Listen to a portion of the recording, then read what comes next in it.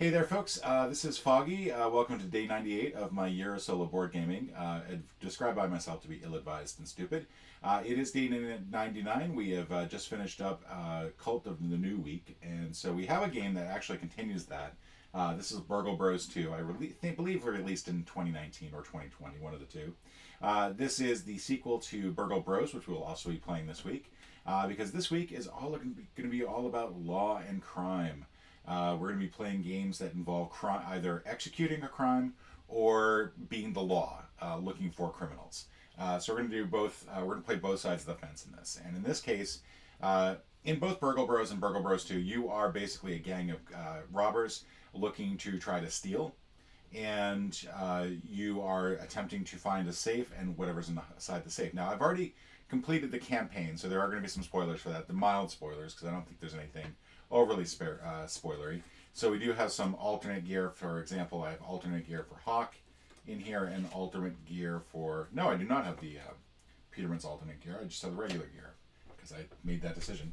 And then these are not all the heists at the end. These are the heists that I failed. So we're going to try to see if I can't do a little bit better on one of these. But we won't find out which heist until we actually crack open the safe. We are in the middle of a Las Vegas casino. It's split into two floors. We've got first floor here, second floor here. Now, the game comes with this insanely elaborate thing. I'm going to show you a little bit here. You basically take the box and you unlock it, and you're supposed to put these legs in here. And yeah, see, that's coming apart like that when I do that. So probably because I'm holding it out like that. I love the ambition of the idea, but the actual execution did not work. And in fact, actually made this an even worse box. The plastic it came unglued really quick. But what you're supposed to do is you're supposed to then turn this over like this, which you can see I left stuff in there. And then this goes here, and then you put one of the two pads on there, and then that gives you the ability to have a multi-story thing. It's a great idea, but oh my God, was this such a pain in the ass? And it really did. Like the yellow holders for these just came unglued really quick. As you can see, the box is already starting to fray. It's not a lot of ambition with that one. But and that is the basic problem with Burgle Bros, I think, is that they did let a little bit of the production value get to their head. It's still a fun game, but yeah, it could have been a little bit less designed. But we are playing. We're playing basically we have to break in, find the owner's office, and then we also have to find the safe. And using information in the owner's office, you can then help whoever's in the safe crack the safe. And we'll get to some of that in a bit. You do have to play with at least two characters. You cannot do this as a solo character. And the more characters you have, the quicker that you go through the deck. So there is a negative to that. So we are playing with the Hawk and Peterman. Now, Peterman's got a whole bunch of improvisational things. Is really good at cracking. That's why he's holding a lobster there, because you crack a lobster, so you get it. They're all in disguise. These are basically the same characters from Burgle Bros, but just in disguise. So he is going to try, if he gets to the safe, he can add or subtract a die, one from a die just rolled. You do that up to 3 times, which is really impressive. Add a die to the owner's office, plus you get an extra action for each die on the owner's office, including the one just added. So that could be really helpful if there's already a couple die in there. And then finally, an improvised route you can take, and then we've got heat. Fun heat that we can get. We've got Hawk. Hawk basically can go through, ignore walls, can place crowd tokens, which basically allow you to blend in, and then you can also do some tile swapping as well. A little bit less useful. Unlike the first game, the gear in this has limited usage, so anything that just says flip when use, you can flip this over and you get to then spend an action to do whatever else is on the card. In the case of Peterman, he's got at least 2 items that you put little cubes on, and then once you've used it that many times, then you flip it over. So, here we go ahead. This is definitely a tighter version of the Burgle Bros game. There's a lot more. That is a really horribly cropped. I guess it makes sense the way that the boxes. Just noticing the image is really poorly cropped there. We've already set up everything here, so we've got our initial layouts. We've got the walls pretty much wherever I wanted them. It's an unusual wall layout, I know, but it's just how I like it. It's a little bit more open over here. Like this is sort of like these are our two entrances, then this is the main gaming area. There's a little offshoot over here, and then we've got some offices back here. You are not allowed to close off an area, so you can't do something like this, where that would basically trap that particular square. Everything has to be accessible from every other square. And we have our bouncers here. We've got one here, we've got one here in their initial destinations. So that's where they're going to be going to first. And for now, we're just simply going to enter the casino. And you use one action, you get 4 actions per turn. And I believe the entrance into the casino counts as one of those actions. So really your first turn is the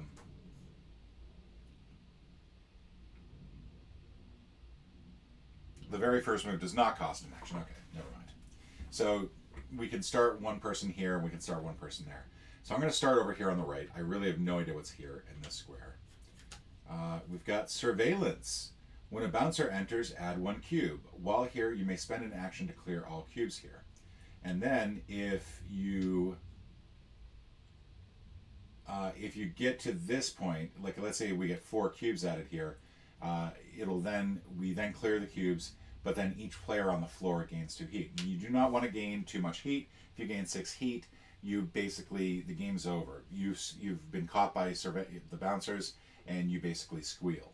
So that was our first move. Not our first move. That was just simply entering the casino. We now pretty much have just one place where we can go. Now there are 2 things you can do. You can peek and move, or just simply move. Now there are a lot of cases where peeking will be better than moving, and there's a lot of cases where moving will be better than peeking. And unfortunately, you don't really get to know until you're already committed. So let's go ahead and we're just going to go ahead and move as our first action. All right, when bouncer enters, each adjacent player gains 1 heat, even through walls. All right, not a bad place for both of these, because it's going to be difficult for the bouncers to get over there, I think. So now we are going to peek, and I'm just going to remind myself what the different things here do. So there are chips in this game. They're basically red, yellow, and blue, and the red ones activate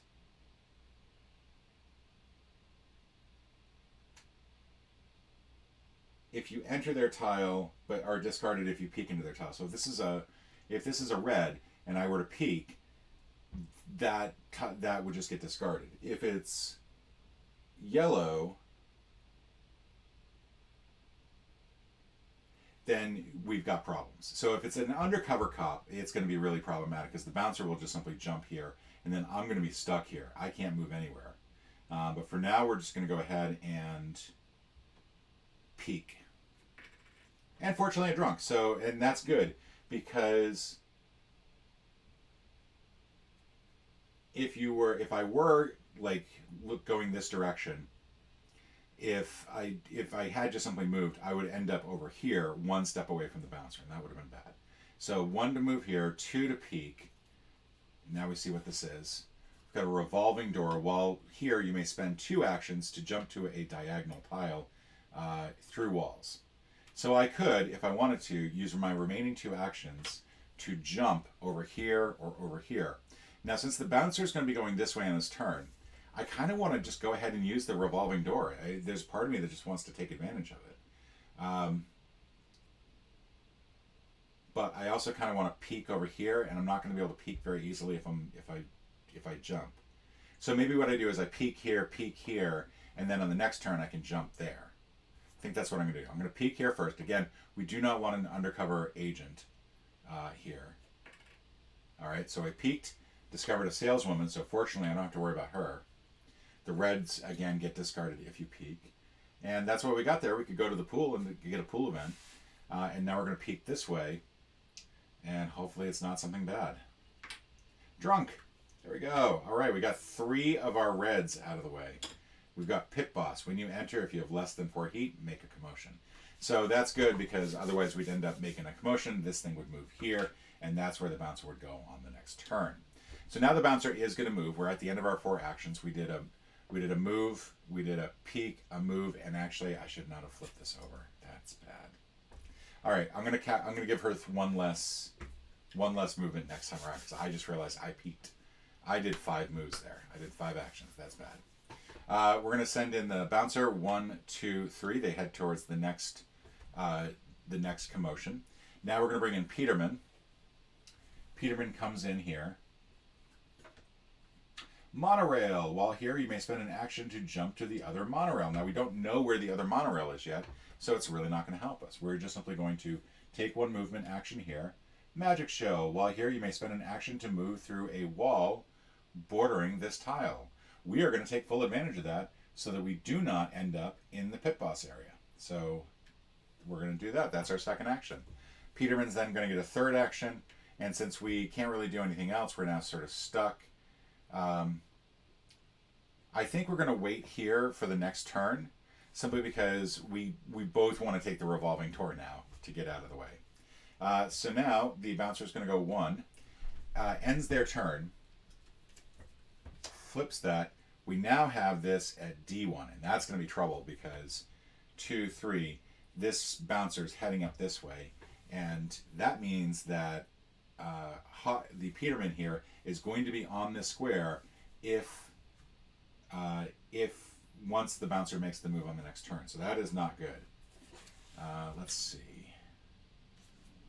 Can I do anything to help him out? I could use air ducts to allow either myself or Peterman to move through, but I haven't prepped any of this yet, so that's kind of a... Oh, that's what I should have done. I should have... there we go. Actually, no. We kind of fudged the other one, so I'm just going to say that I've not done anything with either of these characters yet. So Hawk is going to get to move. Hawk will use the revolving door to simply move here, and if it's red, we've got problems, and if it's blue, if it's yellow or blue, it's okay. So blue, we've got a mole. Awesome. Slots. When you enter, make a commotion unless a teammate is in the same row or column. Uh-oh. So that's going to move that there, and the bouncer immediately moves 1 here. So now the bouncer's not headed up towards there, which is a plus for our good friend here, Peterman, but unfortunately not a great move for her.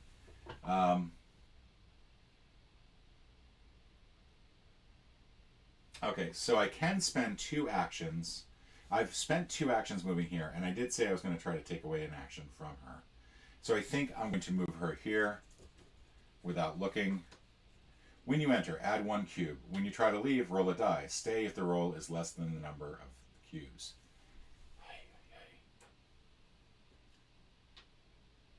Oh, add 1 cube, sorry. So we're going to add a cube here. And basically, I have to roll the die, and if I roll less than that, then I'm sort of stuck there. But for now, at least, it's good because now I'm out of the way of the bouncer. The bouncer will move 1, hits the spot. Can't figure out why anyone was making a commotion there. And now there's a new commotion, 1, 2. So now we've got a problem because the bouncer here... Oh, actually, this time this is fine. Peterman will go ahead and make a move here with 2. And since there is a teammate in the same row and column, I will not make a commotion. And I will go ahead and take advantage of the mole. Now, the mole basically gives you a die for the owner's office to use for later. Since the owner's office has not been revealed yet, we're going to go ahead and leave this dice here, and then we'll move it once the owner's office has been revealed. Now, that is 2 to move for using the revolving door, and then another 2 to use the mole. So I can't do anything else this turn. So 1, 2, 3. The bouncer finishes movement and is now going to D4. Lord. So I think this time around we're going to actually have Mirage.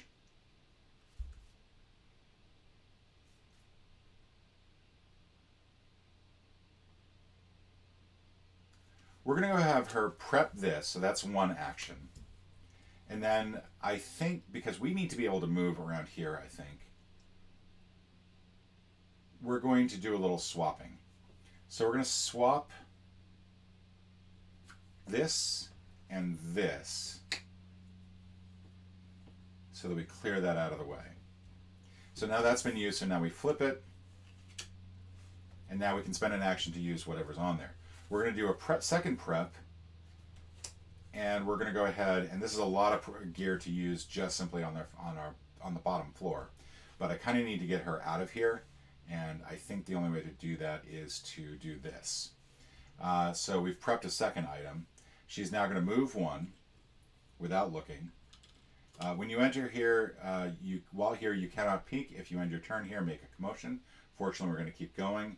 First of all, we get an undercover object, undercover agent. Now, had we peeked into this room, which we could not have through a wall, that would have been trouble. If you peek into an undercover cop, he moves the bouncer there immediately, but since we moved in there without peeking, we don't care about the undercover. When you enter, if you have less than 3 heat, gain 1 heat. So, I have gained 1 heat. I prepped 2 items, I've moved twice. That is the end of my turn. Now, however, I'm going to gain heat on my character. So now I've gained 1 heat. Alright, bouncer's going to move. 1, 2, 3. Peterman is really just kind of stuck there. Can't do much of anything. May as well peek once.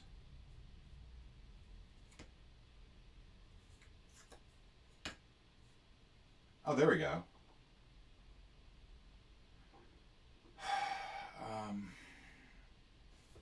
Do I have anything that can help?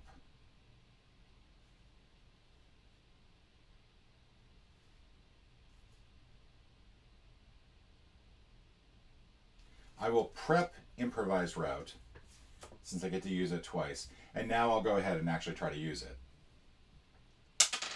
So I rolled a 3. This means I can jump to any room that has a 3 in it. And I will jump to here. I think that is my best bet.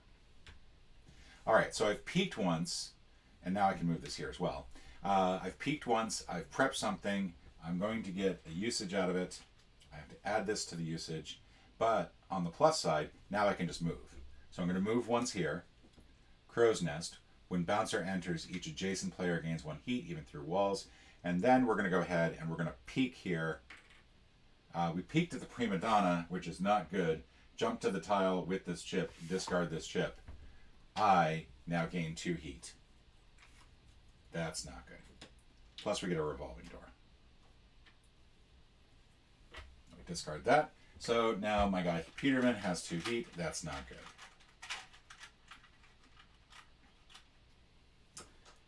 All right. So the bouncer goes 1, 2, 3.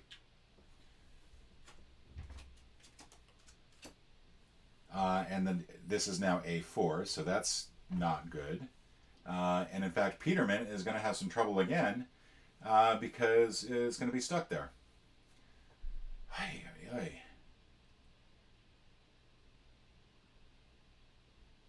We still need the elevator, which is frustrating. We still need to get an elevator somewhere around here. So she's going to move 1. Peek 2. Finds a drunk. Fortunately, doesn't have to worry about the drunk since we peeked.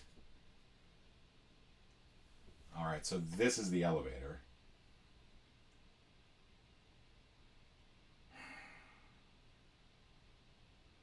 I guess I will just move here. It's either going to be this or use 2 actions this way. I don't want Peterman to get stuck again, though, so that's the problem. I think Peterman... So Peterman can use this ability even if it's not his turn. I think because we can't go into this with 4 heat, we got to roll again. 5. Okay. So, which sucks because that actually uses up the improvised route. That's now done. He is going to jump to this because that's going to be the easiest thing to get to. And then she still has 2 actions left, so she will just simply move here. Moves into the spot with an undercover cop, so fortunately, because I moved into it, not peeked into it, it doesn't trigger. Escalator. We knew that that was going to be the escalator, so now she is ready to go up to the next floor. So now the bouncer is going to go 1, 2, 3, and is still looking to get down to this commotion down here, so we're good there. Peterman can now go up And the problem is that there's a bouncer up there. Good Lord. We have no way up without going through the bouncer. That blows.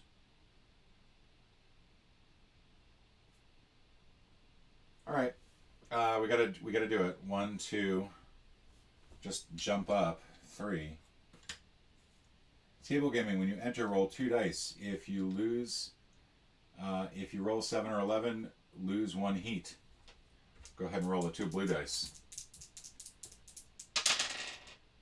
7, yay! So we gain 2 heat from entering with a bouncer, and we lose 1 heat for rolling a 7. So yay! And now I will just continue to move. Moving into here without peeking. Prima Donna, so I don't have to worry about her because it's a yellow chip. And when you enter, draw a lounge event. So now I'm going to draw a lounge event from this lovely little deck of cards here. I'm just going to give it one quick shuffle. There's not much to this deck. As you can see, it's like 8 cards total. Espresso bar. The bouncer on this floor moves immediately 2 spaces. 1, 2. Awesome. Yay. So we're going to draw another card for him, and this time it's B2. All right, so now Peterman is done his turn. He did 1, 2, 3, 4. So now the bouncer up here is going to move. The bouncer is going to move 1 to this space, flip a card. It now moves to C1, so 2, 3, which means we're going to move another card, A1. Now the problem is we're going through those cards so fast that we could run the risk of just really being in a bad situation. So now, so I think at this point we have to have her come up here. She's again going to roll the dice. She gets a 4 this time. She does not get to eliminate some heat, and instead she makes a commotion, so the bouncer will come this way.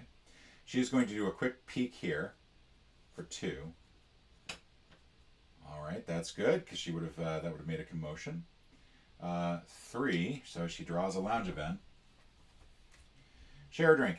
One other player must jump to the current player's tile, ignoring any when you enter effect. Very inexplicable. So that was 1. We peeked. We moved. We're going to move. We're going to move again.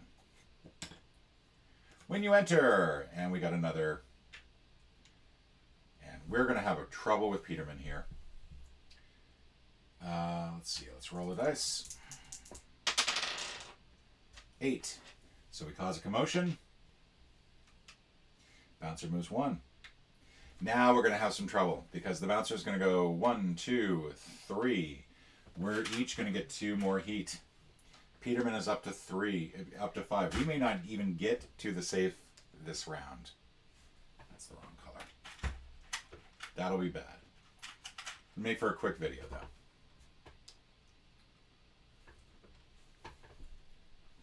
All right, so Peterman gets to go, and unfortunately cannot go this way now. Because otherwise I would just lose the game. So we'll go here.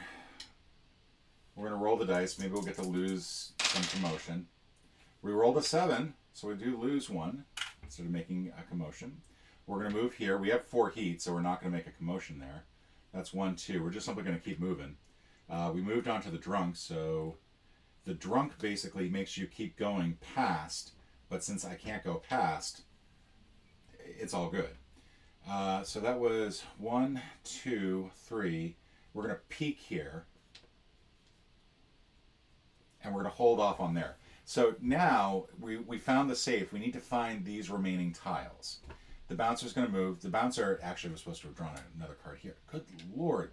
Bouncer moves here. Draws another card. Beef. This is insane. Moves here. And there's our next. This is ridiculous. This is I've never had it this bad. Like this might as well have just been set up for me to just lose completely. But now she's at 5 heat because the bouncer passed through her. She's going to peek this way. Found crowd. And when you enter, add 1 cube. And basically there's a commotion that can be created if you pass through her too many times. Now the crowd means that she can actually pass through without losing any cover. um, or without getting any heat, and I think she has to. So she's peaked once. Two. The crowd chip then discard. Kept us from getting heat. We're going to move for two. Move another one. This magic show affects walls bordering the tile. Unfortunately, there are none. So it was peak, move, move. We're going to move over here. And we found the escalator. So now we can, when we're here, we can actually go downstairs, and that'll help us actually control how many times the bouncer moves. So the bouncer is going to move once here. Flip a card for C2. Now C2 is equidistant in both directions. We could go this way, we could go this way. So the way that you're supposed to do it is you figure out the closed loop, which in this case is like this, and then you go clockwise, so 1, 2. That means on the next move, the next time the bouncer moves, the bouncer will move this way. So we need to get our safe guy out of there. We're just simply going to have a move here once he discovers a mole. Surveillance. We're going to add a cube there, and when we get to 4 cubes, we have trouble. We've got a mole here. Now we can actually use the mole to go ahead and get another dice added to the cube, but we're not going to have time.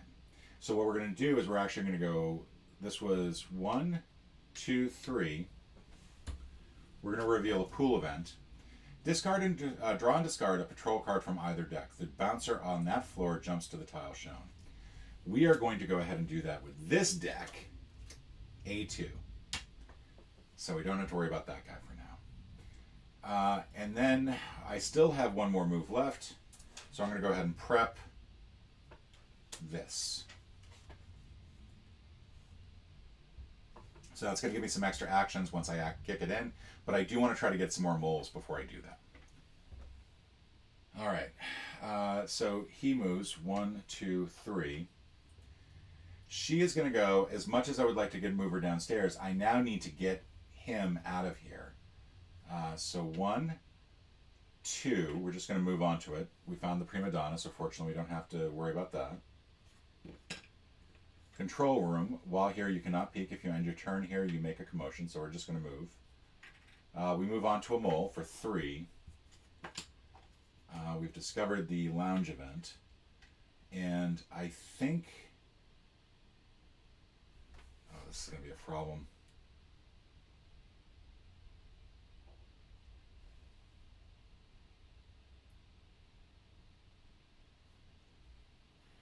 This is going to be a problem because if I move here and the bouncer ends up with anything down in this area, which is likely, very likely as a matter of fact, because most everything that we've gotten so far is up here.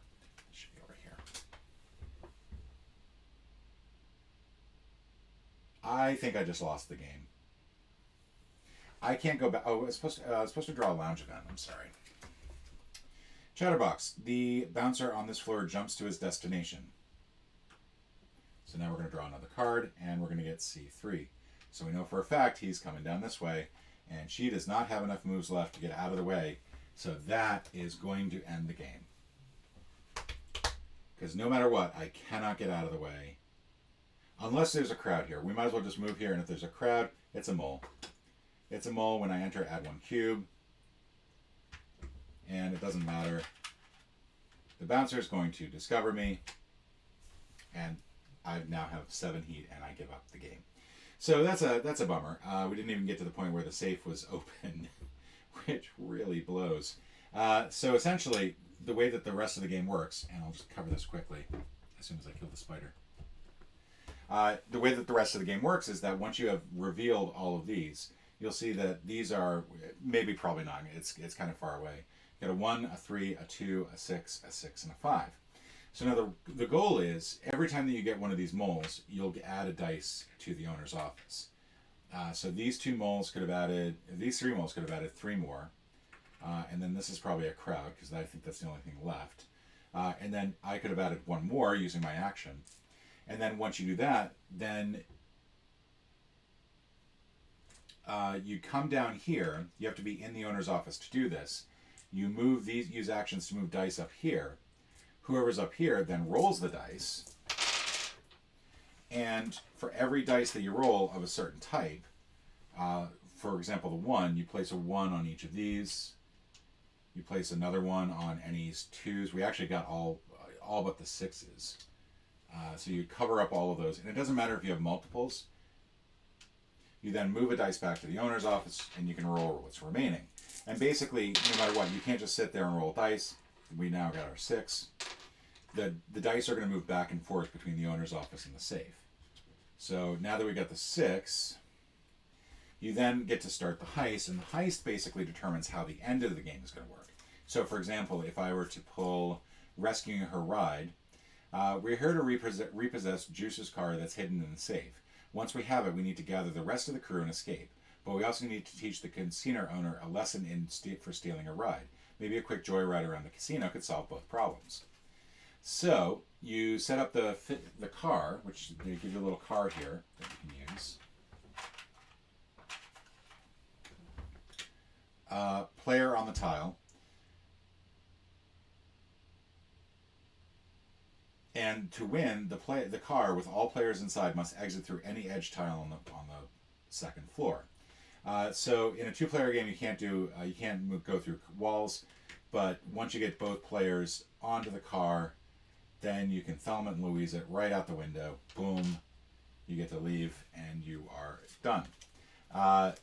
Hail Mary, the safe in this case is holding a football, so you have to basically throw it back and forth. The raid, basically you get a bunch of SWAT people who come in and try to wipe you out. And then finally there's some laundry day one that I never actually succeeded. Yeah, something about getting the safe die to the 6 side or something like that. I don't know. But that's a bummer.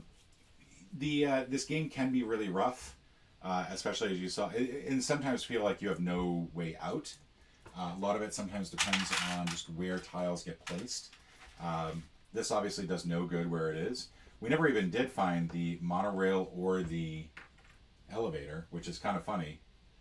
Oh no, we did find the escalator. But we never found the monorail on the second floor, which would have helped, because you can go from the monorail. Where's my player? You go from the monorail from one floor to the other. Escalators only work in one direction, so when you get here, you can come up here, but you can't go back down. Same with here, you can go here down to here, but you can't go back up. So that's pretty much it. It's a fun game. This was unfortunately cut a little short by bad luck and probably bad gameplay. I'm going to just blame myself as the player. But folks, thank you so much for joining me on day 99. I will be back tomorrow, day 100. We're in triple digits, baby. See you later. Bye.